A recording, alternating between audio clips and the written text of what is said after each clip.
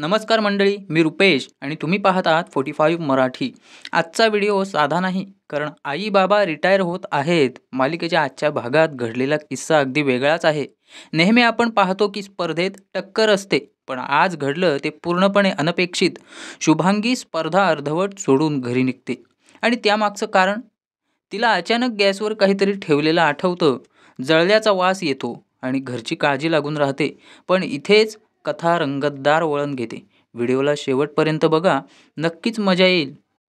निकाल जाहीर होताना विरोधी स्पर्धकाचा गर्व, प्रेक्षकांचं कुजबुजणं आणि शेवटचं नाव शुभांगी किल्लेदार हे ऐकताच सगळं बदलतं. जज सांगतात की तिची सर्जनशीलता आणि परिस्थितीची जुळवून घेण्याची कला तिला फायनलमध्ये घेऊन गेली. विरोधकांची बोलती बंद होते, शुभांगीचा आत्मविश्वास परत येतो आणि फायनलची तयारी सुरू होते. तर मित्रांनो, सुरू करूयात आजच्या भागाला. तत्पूर्वी नवीन दर्शक मंडळींनी चॅनलला सबस्क्राईब नक्की करा. बेल आयकन दाबून आपले नवीन व्हिडिओ मिळवण्यासाठी सज्ज रहा. तर आजच्या भागात शुभांगीच्या मनस्थितीवर पूर्ण फोकस आहे. ती स्पर्धेमध्ये असतानाच अचानक घरी काहीतरी गॅसवर ठेवलेले आहे आणि ते करपले अशी शंका तिला येते. मनामध्ये ही काळजी इतकी वाढते की तिला खेळ किंवा स्पर्धा काहीच सुचत नाही.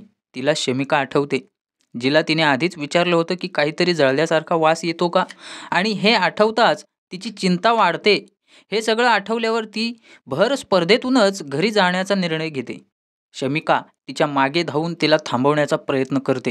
जज सुद्धा तिला समजावतात की तुम्ही आत्ताच स्पर्धा सोडून गेलात तर तुम्हाला बाद करण्यात येईल. शिवाय फक्त अर्धा तास उरलेला आहे आणि तुमच्या हाती सध्या पूर्ण डाव आहे, म्हणजे जिंकण्याची शक्यता खूप जास्त आहे. तरीही शुभांगीच्या चेहऱ्यावर हट्ट आणि घरी निघण्याची घाई स्पष्ट दिसते. जज तिला शेवटचा सल्ला देतात, आता फक्त 20 मिनिटे उरलेली आहेत. जर तुम्ही इथे राहिलात तर तुमची संधी पक्की होईल, पण बाकी निर्णय तुमचा आहे.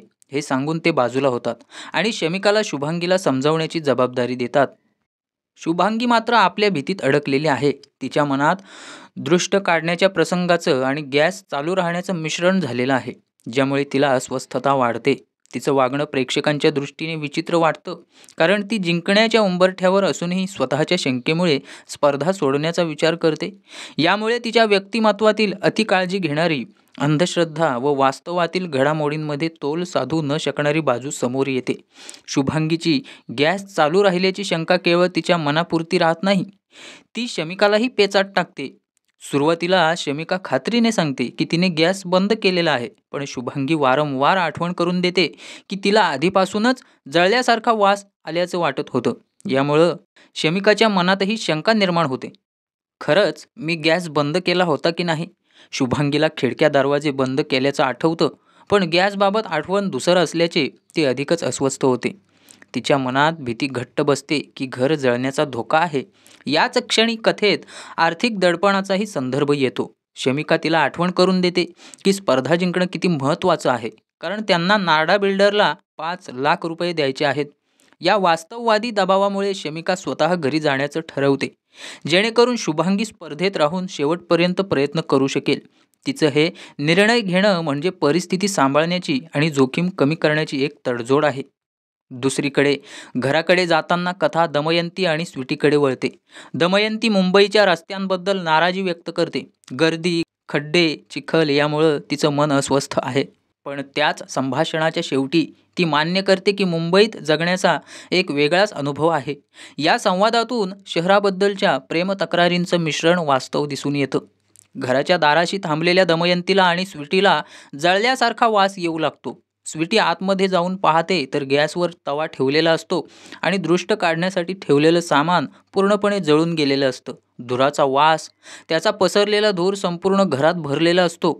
हा प्रसंग शुभांगीच्या शंकेचं सत्य असल्याचं सिद्ध करतो आणि प्रेक्षकांच्या मनात, जर शमिकाने वेळेत हे लक्षात आणलं नसतं तर, असा विचार निर्माण होतो. स्वीटीचा धुरामुळे खोकला सुरू होतो आणि ती लगेच दार खिडक्या उघडते. हा क्षण नाट्याला एक वास्तविक आणि श्वास रोखून धरावा असा टोक आणतो. शुभांगीची काळजी फक्त अंधश्रद्धा किंवा ओव्हर थिंकिंग नव्हती, तर प्रत्यक्षात टाळता येऊ शकणारी अपघात टाळण्यासाठी वेळेत केलेली हालचाल होती आणि तिच्या विचित्र वाटणाऱ्या वागण्याला न्याय मिळतो. दमयंती अजूनही तोंडावर पदर धरून खोकत आहे. धुराचा परिणाम स्पष्ट जाणवत आहे. ती स्वीटीकडे सरळ प्रश्न करते, हे काय ग? पण स्वीटी थोडक्यात टाळून उत्तर देते. याच वेळी तिचा फोन वाजतो आणि कॉल शमिकाचा असतो. फोनवरील संभाषण हा एक महत्त्वाचा टर्निंग पॉईंट आहे. शमिका घाईघाईने विचारते की वहिनी पोहोचलीस का घरी, आणि स्वीटी तिला खात्री देते की ती घरी पोहोचलेली आहे, तसाच गॅससुद्धा बंद केलेला आहे. ही बातमी ऐकताच शमिकाला दिलासा मिळतो. तिचा ताण कमी होतो आणि ती लगेच शुभांगीच्या मानसिक अस्वस्थतेचं कारण सांगते. मावशीचं लक्ष स्पर्धेतील स्वयंपाकाकडे लागत नव्हतं. स्वीटी तिची जबाबदारी स्वीकारते आणि तिला धीर देते. काळजी करू नकोस, मी सगळं सांभाळते. शमिका आभार मानत राहते, ज्यातून तिची त्या क्षणी असलेली भावनिक कृतज्ञता स्पष्ट होते.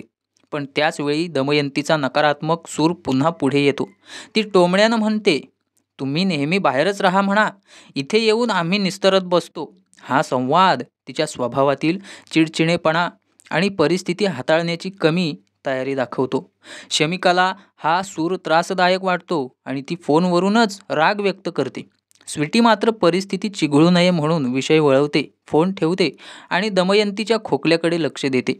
दरम्यान स्पर्धेत शुभांगीच्या हातचं काम अजूनही ढिसाळ चाललेलं असतं. मन विचलित असल्याने स्वयंपाकावर लक्ष नाही आणि जजकडून अंतिम 10 मिनिटांचा इशारा दिला जातो. आत्ता वडे प्लेटमध्ये काढून चटणीसह सादर करण्याची वेळ आलेली आहे. पण शुभांगीच्या गोंधळलेल्या अवस्थेत परिणाम नकारात्मकच असतील हे प्रेक्षकांना जाणवतं. घरी धुराचा परिणाम अजूनही जाणवतो. दमयंती आणि स्वीटी दोघी खोकत आहेत. दमयंती थेट विचारते की तव्यावर मोहरी टाकलीस की काय? स्वीटी सांगते की तिने नाही तर आईंनी म्हणजे सासूने सानूची नजर काढण्यासाठी मोहरी ठेवली होती, जी तशीच राहून जळली, त्यामुळे असा वास येत आहे.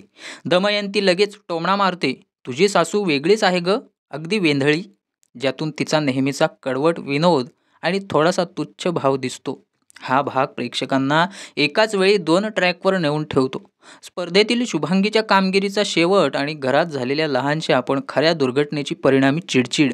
संवादांमधून पात्रांचे स्वभाव, नाती आणि तणावाचे सूक्ष्म पैलू उलगडतात, ज्यामुळे पुढच्या भागासाठी दोन्ही ठिकाणी उत्सुकता राहते. या भागात घरातील विनोदी तणाव आणि स्पर्धेतील तणाव एकत्र मिसळून कथानक अधिक रंगतदार होतं. स्वीटीला सासूबद्दल दमयंतीने टोमणा मारलेला अजिबात आवडत नाही, म्हणून ती मुद्दा टाळण्यासाठी म्हणते, हो आत्या, गलती से हो गया रह गया होगा ना. पण दमयंती चिडून म्हणते, थोडी कॉमिक होऊन ॲटिट्यूडमध्ये हिंदी बोलते, काय गलती से रहा हुआ होगा, इतकं सुद्धा कळत नाही का? जळक घरात ठेवून जातं का कोणी? हा टोमणा तिच्या नाराजीतून आलेला असून तरी त्यात विनोदही आणि सावटपणाही असतो. दमयंती इथेच न थांबता घरचं झालं थोडं आणि व्यायाने धाडलं घोडं असा तिचा खास तिखट खट्ट्याळ डायलॉग मारते. स्वीटीला हा वाक्प्रचारच समजत नाही, त्यामुळे ती मतलब असा प्रश्न करते. दमयंती थोड्या चिडचिडी पण विनोदी सुरात म्हणते, तुझी ती सासू मोठी सुगरण आहे ना, स्पर्धेत भाग घेतला आहे तिने, जणू तिचं कौतुक करताना टोमणा मारत असते. ही दमयंती आत्या. दमयंती खोकल्याने त्रस्त आहे पण तरीही कॉमेडी करत राहते. आता माझी फुफ्से बाहेर निघू लागली आहेत म्हणताना ती विनोद आणि त्रास यांचं मिश्रण दाखवते. स्वीटीला फुफ्से या शब्दाचा अर्थही नीट कळत नाही, म्हणून ती पुन्हा विचारते आणि दमयंती हावभाव आणि आवाजाने फुसफुस करून फुफ्फुसांचं वर्णन करते. तरीही स्वीटी गोंधळलेलीच राहते. त्यामुळे दमयंती जाऊ दे, तुला नाही समजणार असं म्हणत कंटाळून बाहेर निघून जाते. हा सीन पूर्णपणे हलका फुलका असून मुख्य कथानकाच्या ताणाला एक विराम देतो. दरम्यान स्पर्धेत शमिका धावत शुभांगीकडे येते आणि घरी सर्व व्यवस्थित असल्याची तसेच वहिनीने गॅस बंद केल्याची चांगली बातमी देते. शुभांगीला शेवटी धीर येतो, पण तिचं लक्ष जेव्हा परत स्वयंपाकाकडे जातं तेव्हा तिला दिसतं की साबुदाण्याचे सगळे वडे करपून फुटलेले आहेत. शेवटच्या 5 मिनिटांचा जजकडून इशारा मिळाल्यावर तिचा ताण पुन्हा वाढतो. यावेळी शुभांगीच्या डोक्यात एक झटपट कल्पना येते. ती सुटलेले वडे पुन्हा पिठात कालवते आणि तूप लावून फ्राय पॅनवर ते शेकायला घेते. हा तिचा रिस्क घेतलेला निर्णय आणि जे पारंपरिक पद्धतीने झालं नाही ते बदल करून जजना आवडेल असं काहीतरी नवीन बनवणं. कथेतला हा सेटबॅक ते कमबॅक क्षण प्रेक्षकांच्या मनात उत्सुकता निर्माण करतो. बाकी स्पर्धकांकडे वडे तयार होऊन प्लेटमध्ये सजलेले आहेत, पण शुभांगी अजूनही मागे आहे. तरीही इथे एक सकारात्मक आशा निर्माण होते. जे होतं ते चांगल्यासाठीच होतं. जणू हे अपयशच तिला जिंकण्याचा नवा मार्ग देणार आहे. माझ्या मते या भागातील दमयंती स्वीटी यांचा संवाद हा कॉमिक रिलीफ तर आहेच, पण त्याचबरोबर शुभांगीच्या स्वयंपाकातील गोंधळाला एक नाट्यमय वळण देतो, ज्यामुळे पुढच्या क्षणांच्या प्रेक्षकांच्या या मनाला फोकस पूर्णपणे स्पर्धेच्या शेवटावर जाऊन भिडतो. या टप्प्यावर कथानकाचा ताण शेवटच्या क्षणापर्यंत टिकवून ठेवला जातो. शुभांगीने वड्यांना नवीन रूप दिलं असलं तरी चटणी अजूनही तयार नसते आणि वेळ वेगाने संपत चाललेला असतो. जजकडून सतत काउंटडाऊनची घोषणा, 2 मिनिटे, 1 मिनिट, शेवटची 15 सेकंद. यामुळे वातावरणात खूप दबाव निर्माण होतो. बाकीचे स्पर्धक आपापली डिश पूर्ण करून शांतपणे उभे आहेत, पण शुभांगी मात्र शेवटपर्यंत गडबडीत असते. शेवटच्या सेकंदाला ती आपलं काम पूर्ण करते, पण हा फिनिश एक सुरक्षित विजय देईल का याची शंका प्रेक्षकांच्या मनात राहते. जज चाखायला सुरुवात करतात. पहिल्या स्पर्धकाचे वडे कुरकुरीत आणि झणझणीत झालेले असल्याचे त्यांना जाणवते. जजकडून त्यांची जोरदार स्तुती केली जाते. इथे थोडी हलकी फुलकी कॉमेडी मिसळते. जज मजेत म्हणतात की या स्पर्धेमुळे त्यांचं वजन वाढलेलं आहे आणि आयोजकांकडून जिमचा खर्च ते वसूल करणार आहेत, ज्यामुळे सगळे हसतात. हा क्षण प्रेक्षकांना तणावातून थोडा आराम देतो. यानंतर शुभांगीची पाळी येते. मात्र तिने साबुदाणा वड्यांऐवजी थालीपीठं तयार केलेली असतात. ती प्रामाणिकपणे सांगते की वडे खराब झाले म्हणून हा पर्याय निवडला. जज थोडे अचंबित होतात, कारण नियमांनुसार डिश साबुदाणा वडेच असायला हवे होते. तरीही ते थालीपीठ चाखून त्यांच्या चवीचं कौतुक करतात. स्पष्ट करून ते नियम मोडल्यामुळे ती स्पर्धेत पुढे जाऊ शकत नाही असंही सांगतात. या क्षणी अँकर शुभांगीची बाजू घेतात. तिच्या घरातील परिस्थितीचा उल्लेख करून तिच्या अडचणी जज समोर मांडतात. शुभांगीही आपलं स्पष्टीकरण देते, पण निर्णय बदलत नाही. जज निघून जातात आणि अँकर प्रेक्षकांना निकालासाठी थोडा वेळ थांबण्यास सांगतात. टाळ्यांचा गजर वातावरणात मिसळतो, पण शुभांगीच्या चेहऱ्यावर निराशा स्पष्ट दिसते. शमिका तिच्याजवळ येऊन मिठी मारते, तिला धीर देते. काही संपलेलं नाही, सगळं नीट होईल. शुभांगी मात्र जड अंतःकरणाने सांगते की जजने तिला आधीच स्पष्ट केलंय, तुमचा या स्पर्धेतला प्रवास आत्ता संपलेला आहे. हा भाग भावनिकदृष्ट्या महत्त्वाचा आहे, कारण तो केवळ स्पर्धेतील पराभव दाखवत नाही, तर अडचणीतून मार्ग शोधण्याचा शुभांगीचा प्रयत्न. तिची प्रामाणिकता आणि परिस्थितीने तिला दिलेला कठोर धडा देखील अधोरेखित केलेला आहे. ताण, निराशा आणि स्नेहाचा आधार हे तिन्ही भाव एकाच वेळी प्रेक्षकांपर्यंत पोहोचतात. या प्रसंगात शुभांगी आणि शमिकाच्या संवादातून एकाच वेळी निराशा, भीती, आशा आणि नात्याची ऊब जाणवते. शुभांगीच्या मनात नियम मोडल्याची अपराधी भावना इतकी खोलवर बसलेली असते की ती जजने स्पष्टपणे सांगितलेले बाद व्हाल हे शब्द मनात पुन्हा पुन्हा ऐकत राहते. तिच्या दृष्टीने निकाल काय लागणार हे आत्ता ठरवूनच गेलेले असते. त्यामुळे ती पुढे बसून निकाल ऐकण्याची इच्छाच ठेवत नाही, ज्यामुळे तिच्या मनातील आत्मविश्वास किती कमी झालेला आहे हे स्पष्ट दिसून येतं. शमिका मात्र अगदी उलट दृष्टिकोन ठेवते. ती जरी परिस्थिती कठीण आहे हे मान्य करत असली तरी अजूनही निकालाचा अंतिम क्षण येईपर्यंत ती आशा सोडत नाही. तिचं निरीक्षण वेगळं आहे. बाकी स्पर्धकांचे वडेही जजला विशेष आवडलेले नाहीत, त्यामुळे काहीतरी बदल होऊ शकतो अशी ती आशा ठेवते. इथे शमिकाची सकारात्मक वृत्ती आणि मावशीला धीर देण्याची धडपड दिसते. शुभांगीच्या मनातील भीती फक्त स्पर्धा हरल्याची नसून त्यामागे एक मोठं कारण आहे. 5 लाख रुपयांची गरज. घर वाचवण्यासाठी ही रक्कम मिळणं आवश्यक आहे. त्यामुळे तिच्या मनात बाद होणं म्हणजे फक्त पराभव नाही, तर संकट असं समीकरण तयार झालेलं आहे. यामुळे तिचा प्रत्येक विचार नकारात्मकतेने व्यापलेला आहे. यामध्ये भावनिक ताणाचा आणखीन एक पैलू म्हणजे शुभांगीचं लक्ष स्पर्धेत न लागण्याचं कारण. गॅस चालू राहिला की काय ही भीती तिच्या डोक्यात सतत फिरत राहिली आणि त्यामुळे साबुदाणे या वड्यांसारखी सोपी गोष्टसुद्धा हातून बिघडली.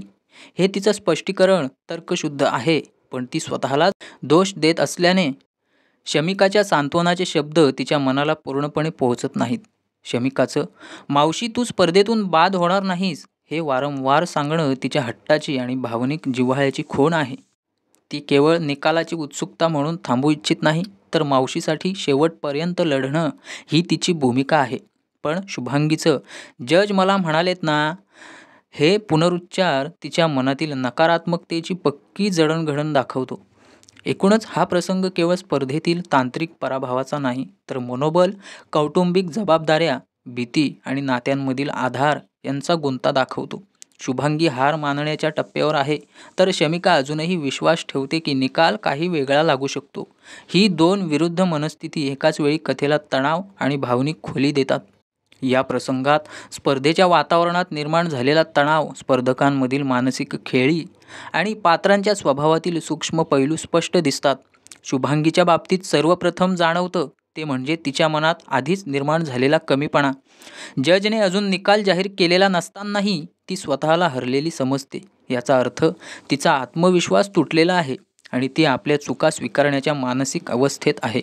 इथे शमिका तिची सकारात्मक ऊर्जा देण्याचा प्रयत्न करते, पण शुभांगीच्या मनातील नकारात्मकता तिचे शब्द स्वीकारायला तयारच नसतात.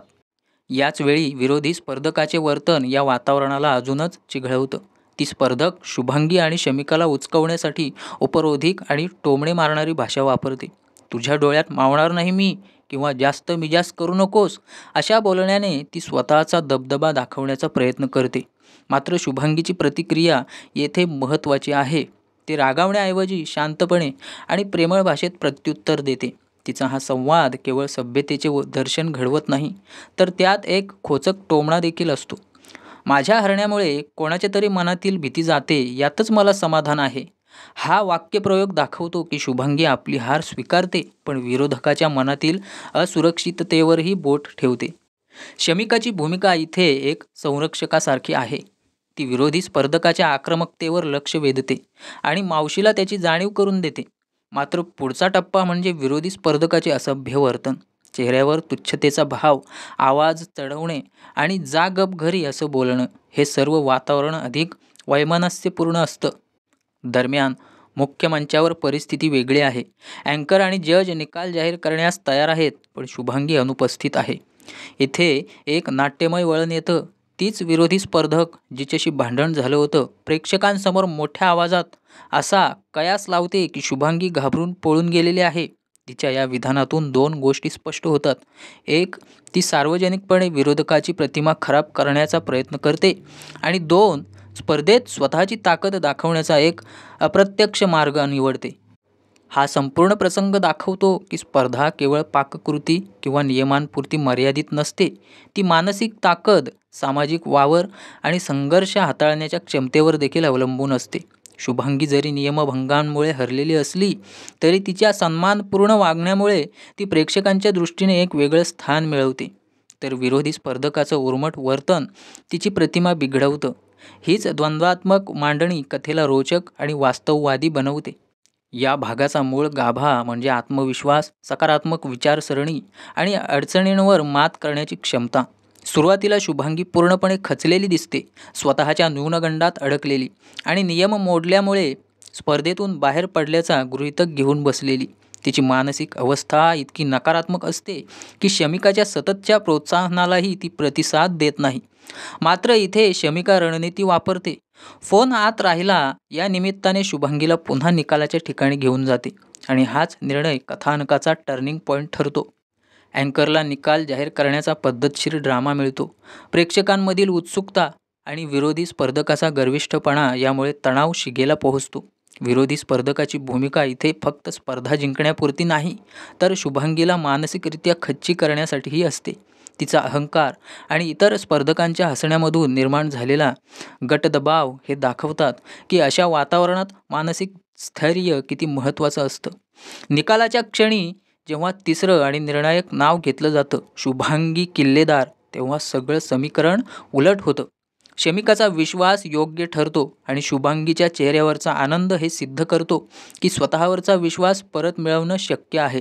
जरी आपण स्वतःला हरलेलं समजत असलो, तरी जजकडून दिलेलं स्पष्टीकरण केवळ न्याय देत नाही, तर एक मोठा संदेशही देतं.